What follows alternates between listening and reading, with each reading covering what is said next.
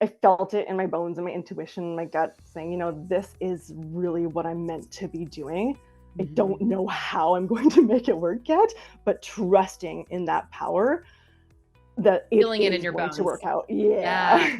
One of the most important ways to stand out in a saturated jewelry market is to have clarity on who you serve, how you serve it, and also to have stakes in the ground with your business. So that might look like a cause, that might look like a mission or a vision of where you're going. And so if you've been feeling like you're kind of floating around in the jewelry universe and you're not really sure what you stand for or what you do, then you are going to love this episode. In fact, on top of it, if you are a single mom or you are a mother in general and trying to raise your young kids while building your business, you're also going to be inspired today because I have a very special guest on the show today named Blythe MacDonald, who is going to walk you through her journey of single motherhood and how she has built a brand that she is proud of, that is based in a mission and a vision of success for herself. So we're going to dive in just a minute. Hey there, I'm Tracy Matthews. I'm the Chief Visionary Officer of Flourish and Thrive Academy and the host of the Thrive by Design podcast. And I help jewelry business owners launch, grow, and scale successful multiple six and seven figure businesses, and also successful side hustles using my methodology called the Desired Brand Effect. And I love recording these episodes and especially sharing the journey of my students who have done amazing things for themselves. And everyone's at a different stage in their business, and Blythe is no exception to that. Now, before I introduce Blythe, I would love to invite you to subscribe to this podcast. If you haven't done so yet, hit that little notification bell so that you're notified every time we release a new episode. You don't want to miss a thing over here to help you grow your jewelry business. So let me do a quick introduction of Blythe. Blythe MacDonald is the founder of Monarch and Magpie. She creates cruelty-free upcycled jewelry for conscious consumers. You're going to love this episode. Let's dive right in. I am so excited to have Blythe MacDonald on the show of Monarch and Magpie. Welcome, Blythe. Hi, Tracy. It's an honor and pleasure to be here. Thanks for having me.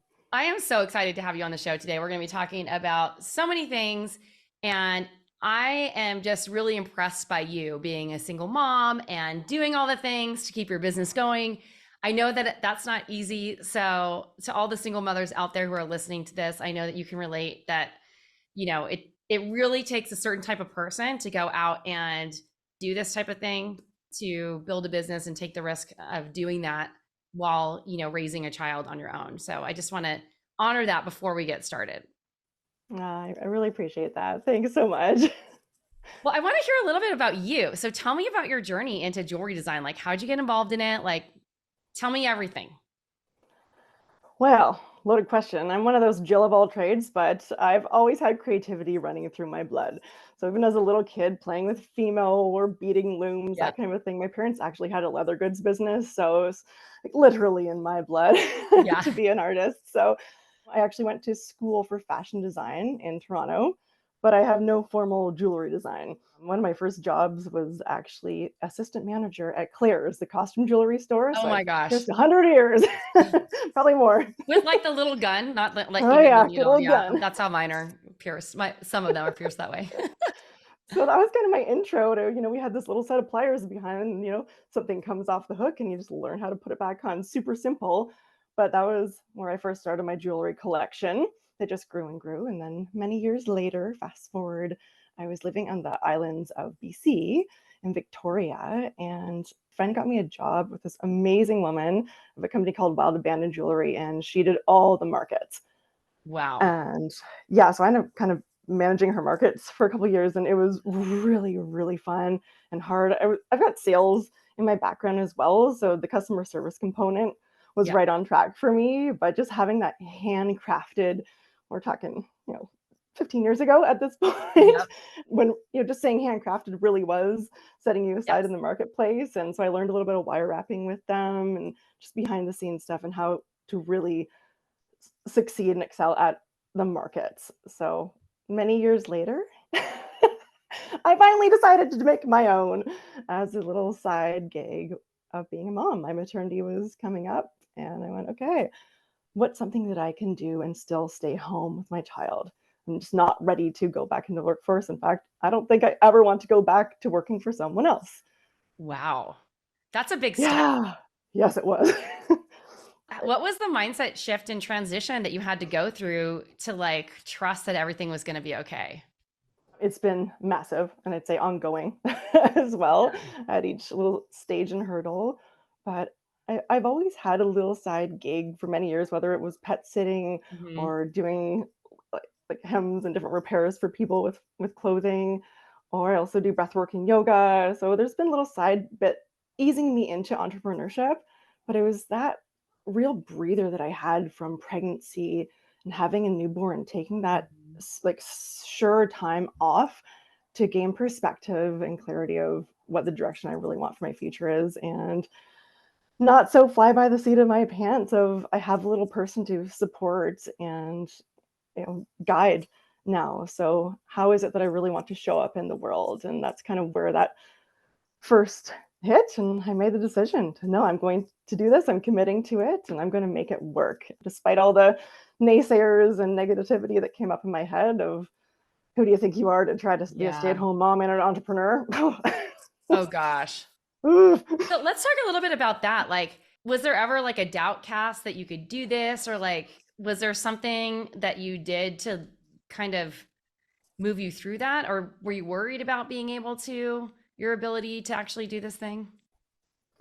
Definitely. Without a doubt. I mean, aside from literal people that I know saying, you You're really should silly. be thinking about getting a job. The stuff that came up for myself, and bless them all, it's all well meaning for sure. But for myself, I felt it in my bones and my intuition, my gut saying, this is really what I'm meant to be doing. I don't Mhm. know how I'm going to make it work yet, but trusting in that power that it Feeling it in is your going to bones. work out. Yeah, Yeah. like feeling I Super can feel juicy. just looking at you through the computer, I see your like the energy coming off of you and the passion that you have for this Yeah. thing. Yeah. Like it's like you're in a space of knowing. Absolutely. Yeah. Yeah. And I'm a manifestor, human design, and a stubborn little Taurus. And Wow. when I Manifesting commit Taurus. to something, okay, here we go. It might take me a minute to get to that decision and really weigh it out. But in this case, it was no, there was an inner knowing that said, Yeah. let's go and just start. There was actually a lady at a local boutique who does consignment stuff and rents out stalls. And I was just in there meeting her, and she said, "Hey, what are you gonna do as your maternity leave runs up?" I went, "Oh, Yeah. I might do this, I might do that. No, I'm not sure. A little willy nilly." And I said, Yeah. "Well, uh, I really want to create jewelry, but the little pieces and the baby, and still kind of on the fence." And she said, "Go home tonight when he goes to sleep, start making some jewelry, and bring it in for Mother's Day." This was 2 years ago, basically. Just yeah, and I did, and that's how it started. That's so great. Okay, so you talked about in the pre-interview, and you kind of seeded this earlier in the earlier part of the conversation. You talked a little bit about understanding and having some clarity about where you're going in the future. Like, how did you start to get the vision of what you wanted to create for your business? Well, funny story. I mentioned working at Claire's and Meld Abandon. Well, this jewelry collection grew and grew, but as any lover and wearer of jewelry knows, most of us women have this little pile of things that are single Mhm. earrings or have a broken clasp or need to be restrung. At some point, we're going to get around to doing it. Yes, And it exactly. grows and grows, even someone fully capable of it. It's just funny how it tends to sit in that drawer in that box. So this is a pain point for me, and it seems many other people that I've met along the way now at markets. So what I did was I said, you know what? I am very anti throwing things out that don't need to be. Yep. Super environmentalist type. So I sat down and just started taking things apart and salvaging whatever I could from it. Beads, Hmm. findings, chains, and I had this table full of really cool stuff. And as a creative, I have this ability to put together shapes and colors and Hmm. designs and just, oh my gosh, these patterns go so well together. This is so easy. They're almost making themselves. Oh Hmm. my gosh, I'm never going back. I love making jewelry. And it's just really simple. I am not a silversmith or anything.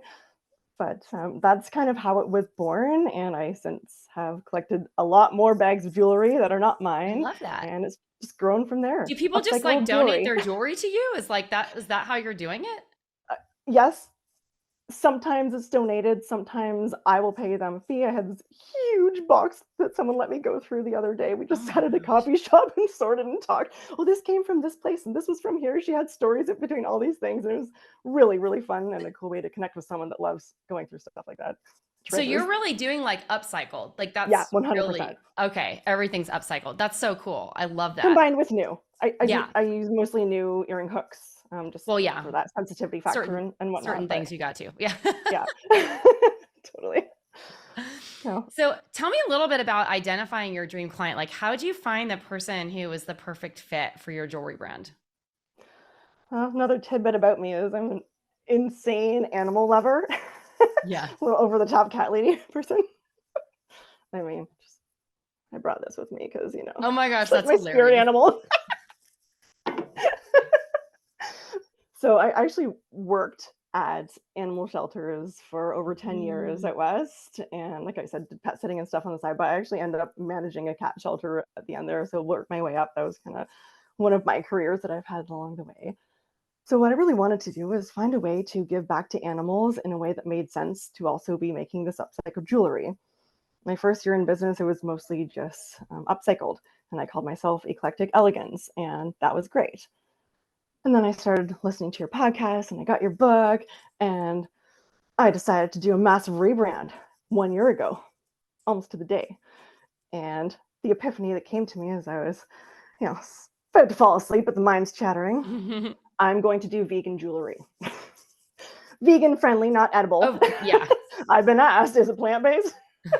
That's hilarious. I know. But kind of my how I've bridged it all together, I donated 3% of my proceeds back to a charity that is chosen by my people.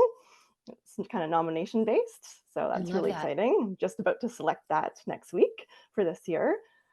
And And other by your than people, you oh, mean your community of my customers. community, Yeah. I'm yes, like, by your yeah. people, like, are you like your church? Or I was Oh, confused for a second. I'm sorry.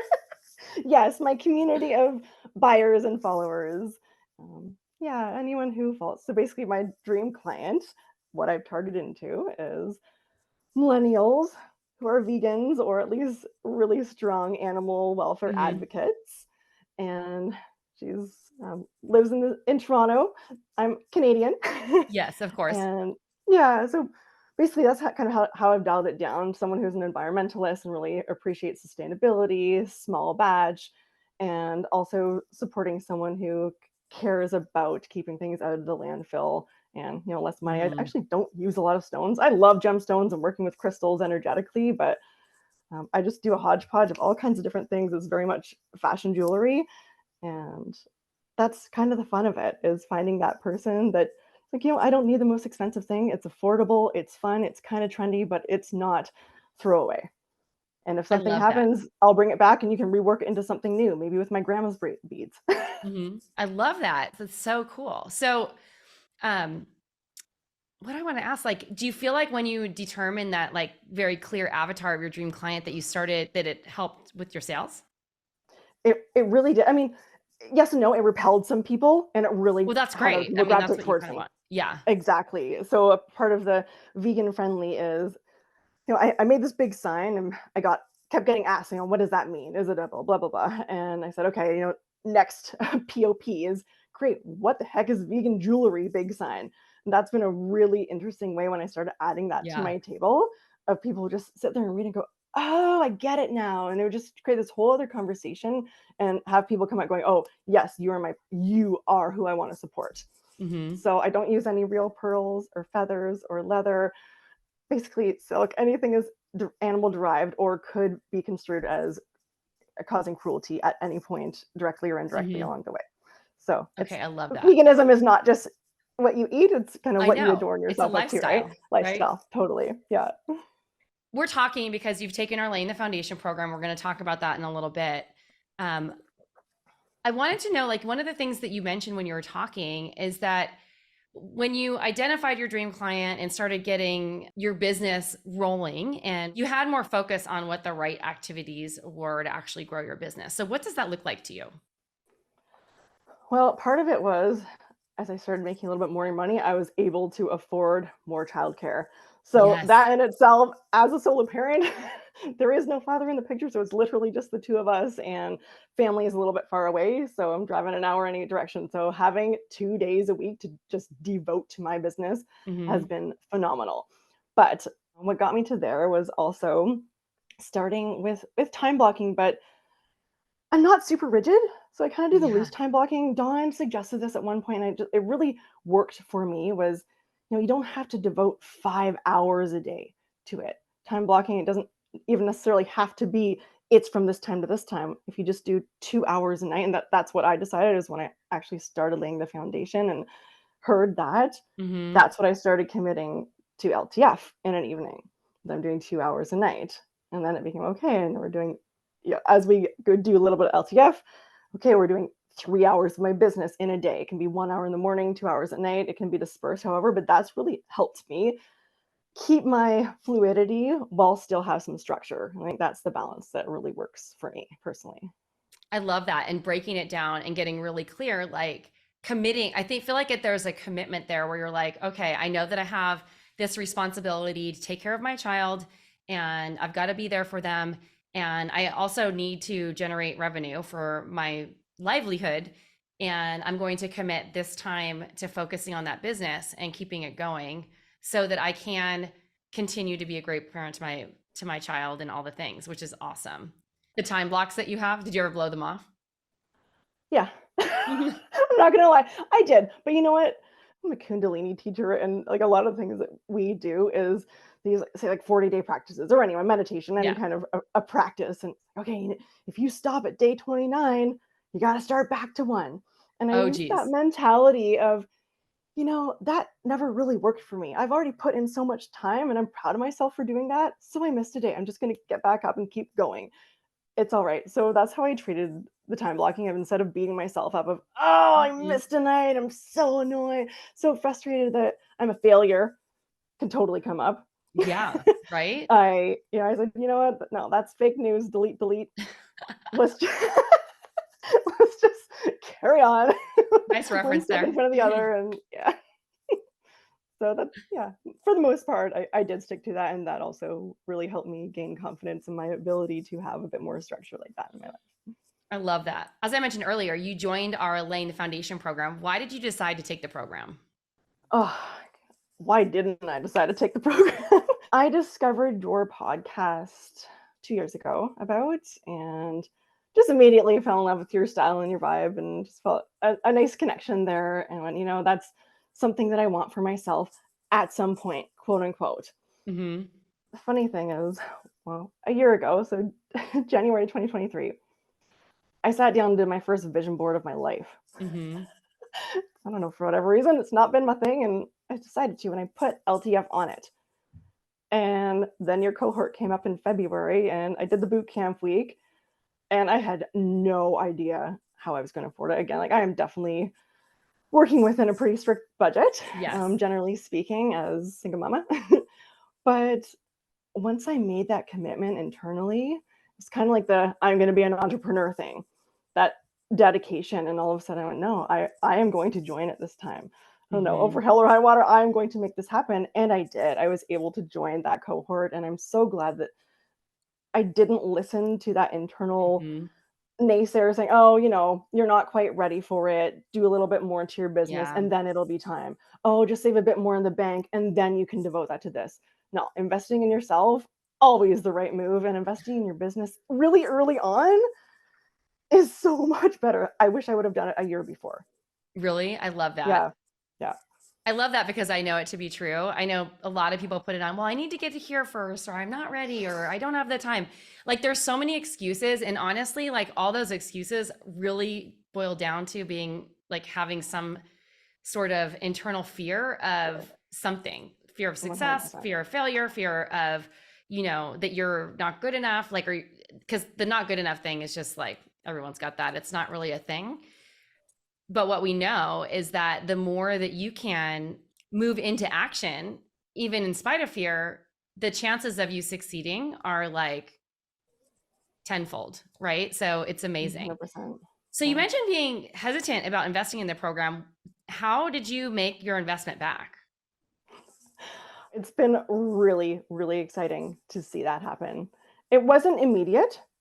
Honestly, there was some building to it, and I'm actually excited to redo this program again in Yeah. 2024 from scratch and see how I can build on that. But how I made the investment back was essentially building up to that place of being able to hire the second babysitter to work on weekends so I could do markets, more markets. Instead of, Hmm. I think I did 6 of them the year before, I've done almost 30 this year.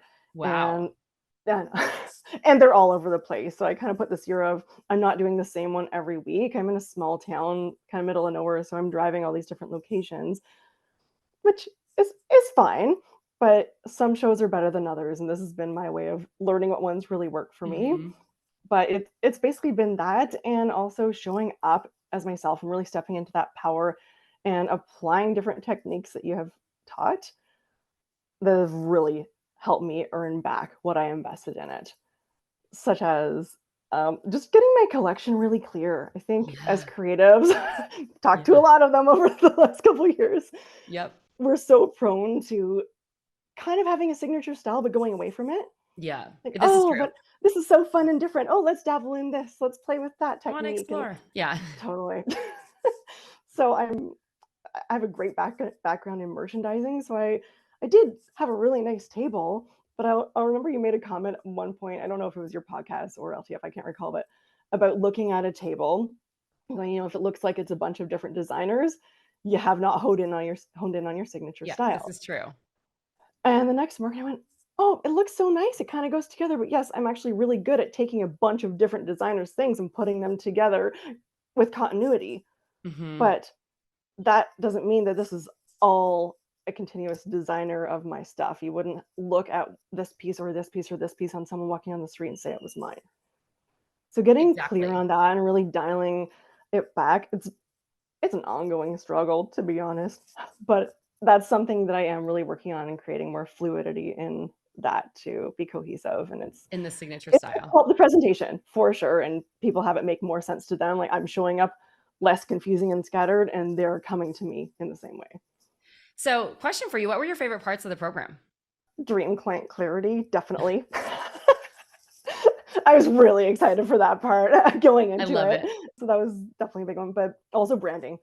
Love the branding. I love the marketing. So getting really clear on the brand voice and the brand assets. Like I could do that a million times over. So yeah, that was really, really fun for me. And also the cocktail line was one of my favorite things. It And it was? has been invaluable. It took me a long time to nail it. Okay. I want to hear it. Let's hear it. So I create upcycled cruelty-free fashion jewelry for conscious consumers. That's amazing. Very crystal clear, and I understand exactly what you do, who you serve, and how you do it. Right? That's Yeah, great. thanks. Yeah, Congratulations. thank you. Great It was work. not overnight. It was really cool to kind of build on it and go, "Oh, that's good. Oh, wait, let's tweak it like this." I'm a writer. I love writing, so it's been really cool to find something that felt really cohesive in that sense. And I use it everywhere, verbally and in marketing, signing up for different events. They just want a one-liner. Boom, there it is. It's amazing. I love it. Yeah. Great work. So, what were some of your specific results that you got from taking the program? At this point, I can say by December 2nd, I have officially more than doubled my sales from last year. Amazing. So that's Congratulations. pretty exciting. Thank you. I don't have super high numbers yet, but I'm going at a speed that works for me, and it's still kind of a part-time gig, to be really honest. If I was doing Yeah. 5 days a week plus, it would probably be 4 times, right? So Right. knowing where I'm at and how much I can realistically invest time-wise and whatnot is I'm really proud of myself for getting to where I have with that. My average order value has more than doubled, and I have not raised my prices. That's great. So that's been pretty cool too. So Yes. lots more multiple sales and sets and whatnot. And again, small business here, but for anyone listening who is also just starting out, I literally had 60 followers on Instagram when I joined LTF, and now I have 260. That's great. So that's So really you've like, awesome for me. yeah, that's amazing. And you live in a small town. It's not like you're, Totally. you No, know, I'm not in a city, nowhere near. yeah, that's great. Yeah, Congratulations. so thank you so much, and in doing that and showing up in a different way, just a bit more clear, I've also been able to start selling through Instagram posts too, which is also really exciting for me as That well. is so fun. Yeah, That's congratulations. I'm so proud of you. I'm thanks. always just so impressed by single moms who are like doing the work. I mean, you don't have a lot of time, and especially if you're the only person caring for your child, like it's a lot. So I want to Yeah, commend you for that, like for what you're providing for your. Do you have a daughter or a son? I have a son, his name is Braven. Braven. Oh, I love that name for Braven. That's amazing. Yeah, it's He's that's lucky to have you. actually thank you. One thing I really want to share that is all a part of this and that commitment to being an entrepreneur and stepping into my power and taking this and investing in myself with this program to really dial in my branding and marketing and everything else is for Braven. He is my why. I'm Yeah. doing it for myself. I'm doing it for my community and everyone else that benefits from this, doing it for the animals. But at the end of the day, Braven is kind of the sole beneficiary from whatever I do. And I want to be Exactly. the person that shows him what is possible. You I know, I'm a love that. homeschooler type. You That's don't just amazing. teach someone something, like the best way to teach is to actually show what and do, right? So yeah, I That's feel pretty good fantastic. about that. Impressive. How are you showing up differently for your business now? I've been able to step into my power in a whole new way. It's been really phenomenal to watch myself grow in the last year and even the last few months. Just showing up more confidently. You know, the more I dial in my signature style and my presentation and how I market myself, the more clear I am internally, the more clear I am externally, and vice versa. And it just keeps building and growing from there. One of the key out like people say this all the time, and like it's not even something I really thought about. Like, but like one of the biggest outcomes that people have is just feeling more confident in who they are for a brand. I mean, a lot of people grow their sales. Like that's just obvious. It's a sales and marketing program. That's what this program was designed to do. But when people are like, I just feel like really like when you're saying like I feel like I'm standing in my power, that's huge for an artist, right? Oh, so much. And I mean, speaking of artists, also just reprogramming a lot of scarcity Yeah. mindset stuff has been massive for me because that runs real deep in me, Yeah. unfortunately. So there's been a lot of reprogramming and mindset stuff that's gone into that to get over some massive money mindset hurdles. Yep. But showing up in a new way and just embodying the person that I see myself to be in the future and surrounding myself with people that are doing things the way I want to do Mhm. them. So LTF has been phenomenal for that. The community that and container that you've created is really, really, really great. So helpful. Once we get over that whole comparisonitis thing, not gonna lie, a little bit of that sneaks up, but it's been You can't really, compare really neat your to transform. you No, you can't can't. you can't compare your beginning to someone else's middle because you are not You're in the same right. place. You're not the same person. You don't have the same time constraints. You don't have the same capacity for whatever. Everyone's different. So nothing, I mean, I get it because I have to remind myself too, it's like, and what about if we all were just to like recognize how far we've come, Yeah, exactly. right? Isn't that the Yeah, best part of it? it really So is. did you have any hesitations in joining laying the foundation before you joined? No, as far as content, really not at all. The no like trust factor thing was already very much there and I was ready to commit. It was more just financial constraints and Hmm. fear around that. Hmm. What were the Oh, fears that were coming up? am I going to make my money back? Is Hmm. this an intelligent thing to do? Hmm. Right? I should really keep that as a safety net for car accident, any of the number of things that could come up for someone, Hmm. or do I trust my gut and just go for it and believe that it'll come back tenfold? And Not believe quite that tenfold you, yet, but it's yeah, well, believe almost that, there. It's pretty cool. also believe that you have the capacity within you to be able to do the hard things that need to happen. I mean, this is true, Yeah. right?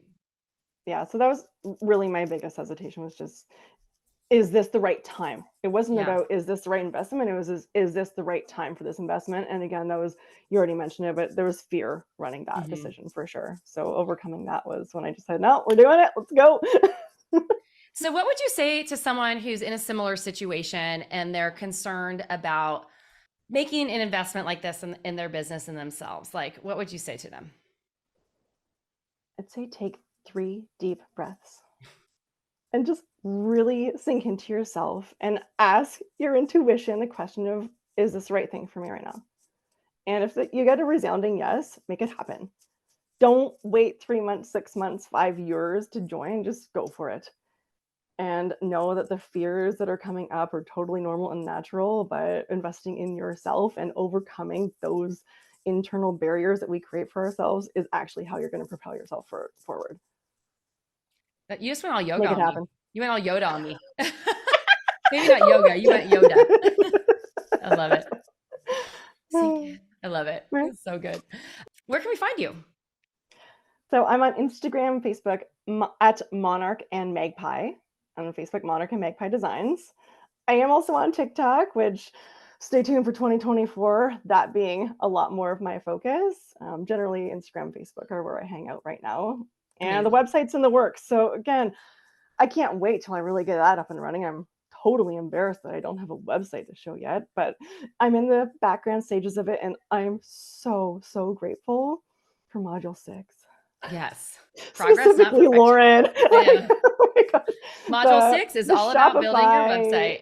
Yeah, like actually having, I feel like that in itself is worth the investment. There's the Shopify training, it's amazing. Yeah. So I'm working on that right now. This is my winter project. So monarchandmagpie.com. Stay tuned. I love that. So we do have it, just because I was talking a little bit over Blythe, but we do have a full Shopify training inside Module 6 that is a step-by-step how to set up your Shopify store. So if you can't invest in a designer to actually set it up for you, we're going to teach you how to do it so that you don't have to go around Googling and trying to figure it out yourself, which will save you a ton of time. Amazing. All right, awesome. Blythe, thank you so much for being here today. Oh, it's been my absolute pleasure. Thanks, Tracy. You're welcome. Thank you so much for watching the show today. If you'd like to learn more about Laying the Foundation, our signature 12-week program that's going to help you create desire and demand for your jewelry brand and help you create consistent, predictable sales by building a brand that everyone's talking about, we are here for it, and I'd love to invite you to join. You can head on over to flourishthriveacademy.com/LTF and check out some of the other student results and view a little bit more about what's included in the program. Thank